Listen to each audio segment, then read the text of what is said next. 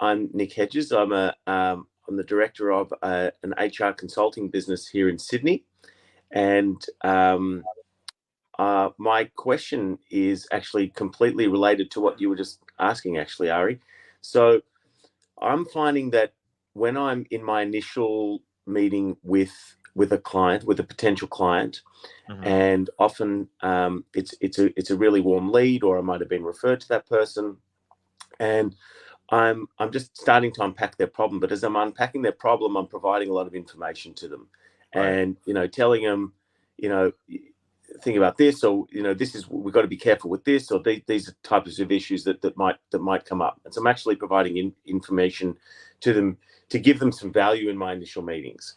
And what I'm finding is that we'll get to the end of that meeting, and it hasn't really helped, because what they said is, let me think about it, or I've got to take this back, or whatever. So essentially they still want to think about it. So I guess the question, which is similar to what you just raised, is what would you suggest from there?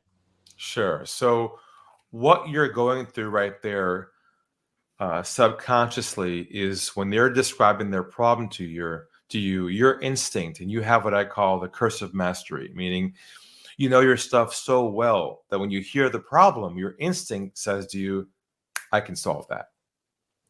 And so it happens automatically. And then what happens is you begin to share information with them to soothe their problem, to show them that you're qualified to solve it.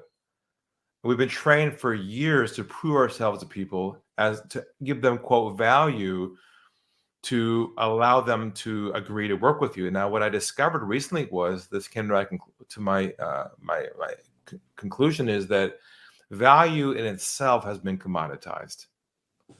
What I mean by that is, people can find information and solutions anywhere they want now, online, from other experts. So attempting to educate them on how to solve their problem in that first meeting in itself does not contain any trust building. So what you want to do is, don't attempt to solve their problem. It requires you to be very patient, to diagnose their issues, to unpack it, to peel the onion back, go back 4 or 5 layers to really help them understand the impact of the problem. How urgent is it? And do they want to solve it?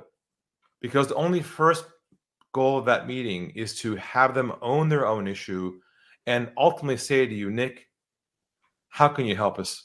We're serious about this. How do we get this thing going? That's not asking for a solution. It's asking you for, how do we get started to solve the problem? It's a very slight distinction there. And what they want is to feel comfortable getting started, not how you solve their problem so quickly. And that's the switch right there. Once you get that in your mind, and they see that roadmap in front of them, how to work with you, then they get on board and they're a client from them without giving any, quote, value for free up front.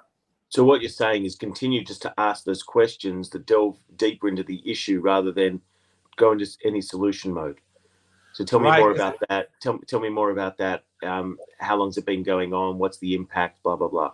If you start to provide them solution-oriented information before you go below the iceberg and unravel all the depth behind their real issues, then you've cut off the ability to build trust with them, because they're judging you based on how you're handling them.